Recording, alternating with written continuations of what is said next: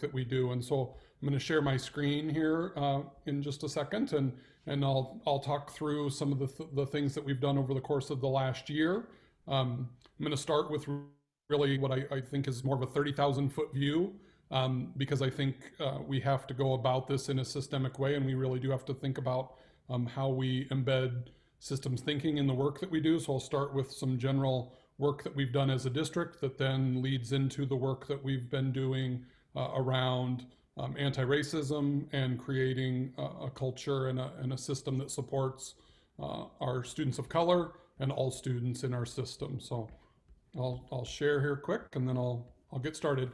I hope that people, you know, if this can be informal, please don't hesitate to interrupt and ask a question that's appropriate, and hope that we can just have a good conversation around the things that we're doing. But again, really thinking about this idea of creating the conditions for anti-racism in our schools. Unfortunately, and I'm sure many of you are aware, we have been faced with some challenges, not just in our own school district, but in our conference this summer. We had an event happen at a baseball game where a student of color from Charles City was the target of some hateful and terrible comments from fans at a away contest with Waverly Shell Rock schools. And unfortunately, I think the things that happened that night, they could happen in any school in Iowa. It happened that night in Waverly, between Charles City and Waverly, but unfortunately it's something that I think could potentially happen in any school. And so we all have to think about how we're prepared to address issues like that and handle issues like that. But this idea of anti-racism has been a conversation that we've had as a superintendent group in our conference since that night. We collectively put together a statement about the events of that night and our approach, and kind of a call to action to ourselves as leaders, that we have to do more, that it's not enough to just talk about removing bias and creating equity, but it is really about being actively anti-racist and taking specific action to address those issues. Mark, was that the conference that worked together to write a joint statement, or who did that? Honestly, I was the primary writer of the statement. Great. And with input from primarily Mike Fisher, who's the superintendent in Charles City, and then Josh N., who's also the superintendent in Olwine. We worked on that together, and then sent it out to the other superintendents in the conference, encouraged them to share it with their school boards and their, I'm letting my dog out, and share it with their school boards and their administrative teams in order to make sure that anybody that was a school board member or an administrator in our conference had an opportunity to put their name to that statement. But there was some conversation around, we used the term anti-racist in our statement, that we need to create conditions that allow for people to feel empowered to be anti-racist. And I think it's sad that that's a word that sometimes causes bristling in people. And gosh, thank you so much for one, drafting that. I did read it and I was like, that's great. I don't know how they managed to swing it together so fast, because it's hard, and to achieve agreement on words that people still consider difficult or uncomfortable or controversial. So good on you. Well, we did get a couple questions about that word specifically, but Mike Fisher and I were both strong advocates that word be included in our statement. And so I was glad that people were still willing to be a part of it and to put it out in the form that I think it needed to be put out in. So thank you. Excellent. So really, there we go. So really, as we got started and as I joined Decorah Community School District. I think one of the things that I was hired for was the fact that I approach my work as a systems thinker. I talked about that in the interview process, and I think as I joined the system, I think part of what made me the candidate that rose to the top was this idea of creating a system that is integrated, that works interdependently, and where people feel that deep connection to the system. And so as we started working together, one of the things that was most important to me was to really develop a deep understanding and a shared understanding of what a system is. And as I think about systems thinking, and as I think about what a system is, I really am drawn to this definition from a gentleman named Russell Ackoff, who was a professor at MIT. He passed away in the early 2000s. But just this idea of that a system is really a whole, and it's defined by its function. And when you start to break that system apart, when you break the whole apart, none of the parts can accomplish the function of the whole. And so we really have to think about what is our essential purpose and what is our essential function. And in our system as a school, our essential function, I believe, is to produce graduates who are going to go out and make the world a better place. And so, while we have isolated buildings and while we have isolated classrooms and we work very frequently in a silo as a teacher or a principal or any employee in a school district, we work in our unique function in that system. We can't lose sight that no one of us and no part of the system can produce graduates who go out and make the world a better place independent of the rest of the system. And as we think about our work, ultimately we have to think about what's our role in creating that overall outcome of our system. And so we've done a great deal of work this year to really build that shared understanding of what a system is. And our work has been really pointed towards our shared responsibility to our community, our shared responsibility to our students, to live and meet our mission and our vision and our values. And so I think it's important to set that foundation of who we are and what we believe about a system, to really be able then to go into what we want to think about tonight. Well, then what is systemic? What is institutional racism? I think having that deep understanding of systems thinking allows us to look at definitions of systemic or institutional racism, and to look at them through the filter of exactly that it's a result of the system, and it's a result of how the system functions. And so this definition of institutional racism comes from the writing of Sir William McPherson, who was a judge and a legal scholar in England, and he did a lot of work around a racially motivated homicide in London of a gentleman, Stephen Lawrence. And in his summary of that investigation, he described institutional racism as this idea of this collective failure of the organization or any organization to really provide the appropriate services to the people it serves based on color, culture, or ethnic origin. So there are other definitions of institutional racism or systemic racism, but this is one that speaks to me.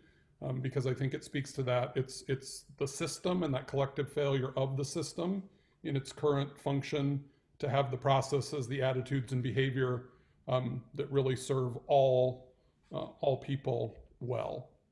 I think I heard that Merriam-Webster dictionary just changed the definition of racism recently to tie it to systems of actions.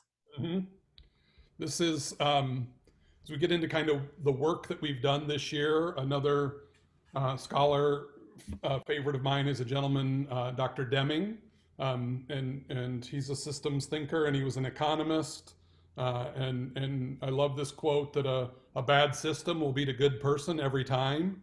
And so to me, that just reinforces this idea of how do we improve and how do we change our systems.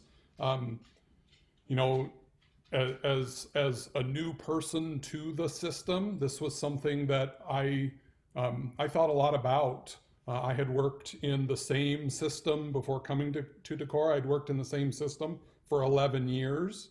Urbandale Community School District. I had started in Urbandale as an elementary principal.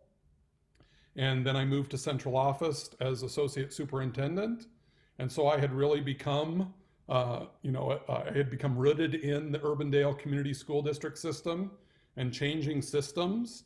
You feel that tension. You feel the way that you're used to working and the way a new system is working.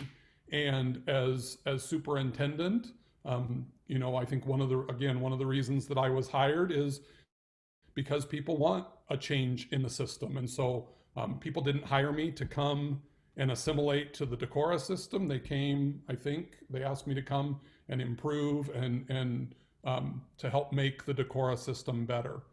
And so in order to do that, I think it takes the collective work of all the people in our system that I work with. It's impossible for one person to come in and make that change, but I think I can create the conditions that do that. And so a mentor of mine, a former superintendent that I worked for that I still rely on heavily for guidance and coaching and mentoring, is a gentleman named Doug Stillwell. And Doug currently teaches in the educational leadership department at Drake University. After he retired from being a superintendent, he took on a job with Drake, and he does a great job, hopefully training principals and future superintendents to go out and do great work. And so Doug always used an analogy of doing the right work, really a metaphor connected to agriculture. The thing that when I learned from Doug, I'd always kind of, embrace the idea of planting seeds. But Doug was the first person I ever heard talk to this idea of preparing the soil. It's not enough to just plant seeds. Sometimes you have to go back a step and you have to really prepare the soil and then start planting seeds. And so I think that's a great way to really think about this process of doing the right work of preparing the soil, then planting seeds, establishing those roots, nurturing growth, and then sustaining that thriving system. Can I pause you for just a second? We do have a couple of educators on as moderators, and I'm just going to put a call out to Kathleen Sweet is on. She's a art educator and student achievement coordinator at Starmont School District. And also Maria Lutz is a student success and at-risk coordinator at the Postville School District. And is there anything that spurred a question that kind of ties into where we're at right now with, preparing the soil, which I kind of love that metaphor. Kathleen, do you have a question for Mark Lane? Now I'm just waiting to hear more about what that preparing the soil looks like. Yeah, I know, it sounds juicy. Maria, anything? No, I'm waiting to hear some more too. Okay, I interrupted you at just the wrong time, but I hope you are going to talk about also West Wind and how that ties in. Okay, all right, thanks, Mark. And so really, things that we've done this year that I think are that exact work of preparing the soil is really this idea of fostering systems intelligence, understanding the nature of systems. Our leadership team, our TLC team, and our administrative team engaged in a book study of the Peter Senge book, The Fifth Discipline, which is a systems thinking text, and had really rich conversation on a monthly basis around how we lead and manage systems. And then we worked with our staff in developing a knowledge of just the continual improvement process, and I'll talk a little bit more about that here in a couple slides. But a great deal of our work this past year with our staff and our shareholder group were around creating shared purpose and moral imperative, really setting a high bar for who we say we are as a district and how we serve people.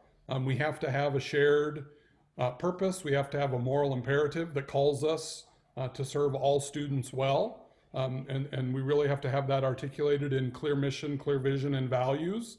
And then I think we really have to do it in a way that sets a bar that there's only one way that we can achieve our mission and our goals and our vision is if we do it interdependently and collectively. That systems foundation, that we can't do it independently, it requires collaboration and work together. So many of you have probably seen this before, but we went through a process to develop new mission, vision, and values that would really guide and speak to who we want to be as a school district. And so as we think about who we want to be and how we want to serve each student, we're thinking about our mission of learning and thriving and creating our legacy, and really doing that work to make the world a better place, that we will be collaborative, that will empower students to embrace their personal strengths and to create their future. And then to go into our core values. These were things, again, that were drawn out from our staff. They were asked to respond to the question, what values do we need to live in order to meet our mission and our vision? And so our staff responded back to that survey and really drove down to these are the things that we embrace. And so we want to be about collaboration and community. We want to foster curiosity and creativity. We want to have a high level of engagement, and we want to foster excellence in the work that we do. We believe that equity and well-being are the foundation of a safe learning environment, and a place where students belong and they are able to reach for success. We work with integrity and humility. We practice stewardship and sustainability in the work that we do. And then our shareholders group, which is a community group that's appointed by the board, really drove down to what are our most important focus areas. And again, that idea of safety and well-being, we're a part of that work. As we started to engage our staff in work, we introduced the Plan, Do, Study, Act cycle.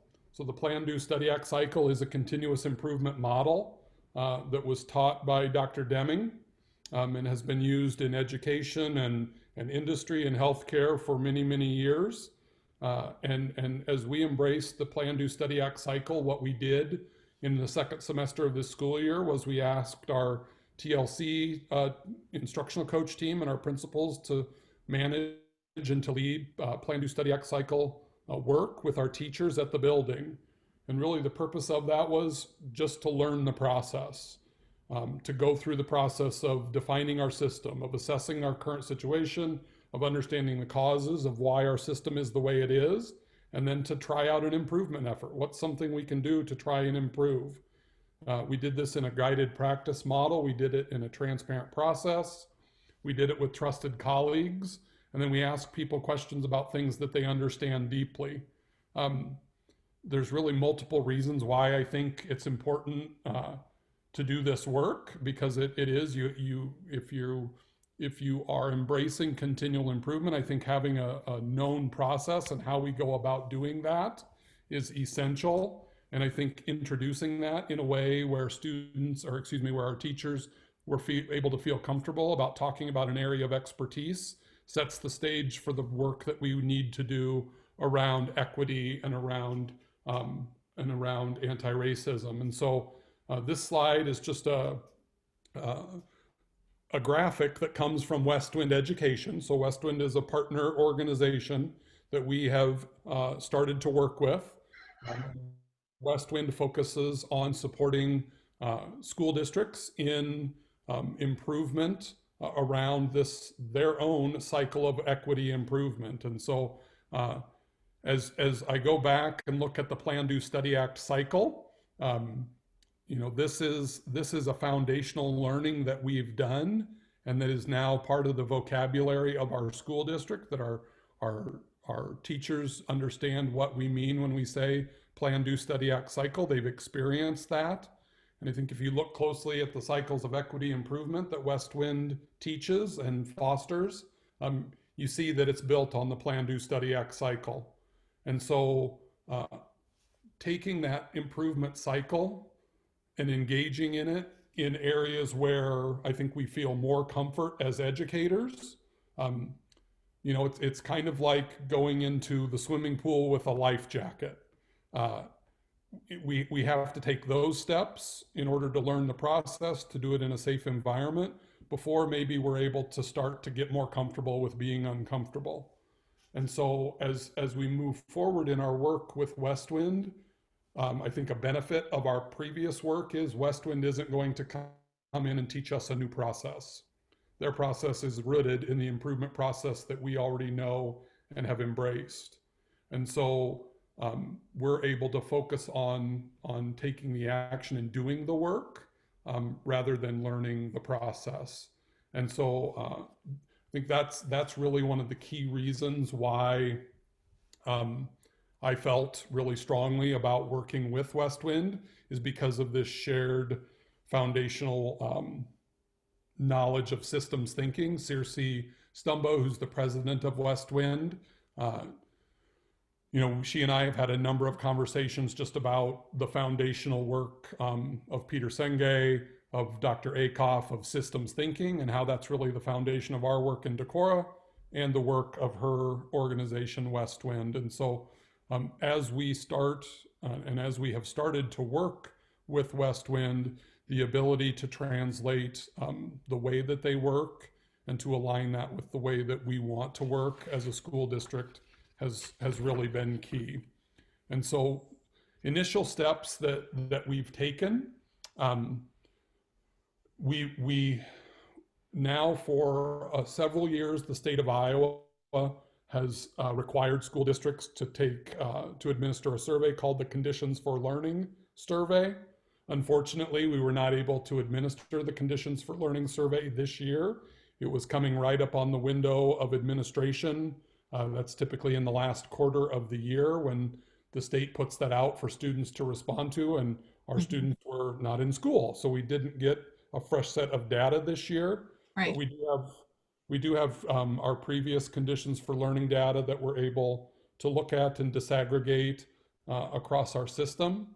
What we've been working on with Westwind were student focus groups. Westwind facilitated on July 10th, just a little bit over a week ago now, they facilitated a focus group with students of color from our high school, and then with white students from our high school. And they had a facilitated process that they used to engage students in dialogue. And then they take some time to, obviously they're going through and doing some qualitative analysis of the transcripts of that interview. And they will then submit a written report to us as a district that will then be able to be placed inside that PDSA cycle, right? It's a piece of information, it's data that then we use to understand our system, to say what improvement efforts are necessary to make change based on the feedback that we've received. Last Thursday, one of our teachers, Steve Peterson, and I, Steve is president of our Decorah Education Association, and I know he and I actually visited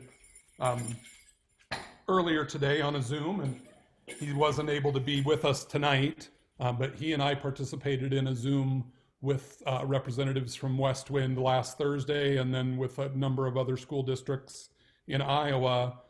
They've created a document that is really a tool that is provided to districts to make sure that as we go through our return to learn process planning, that we're embedding and centering conversations around race in that back to school, in that reopening and returning to learning process.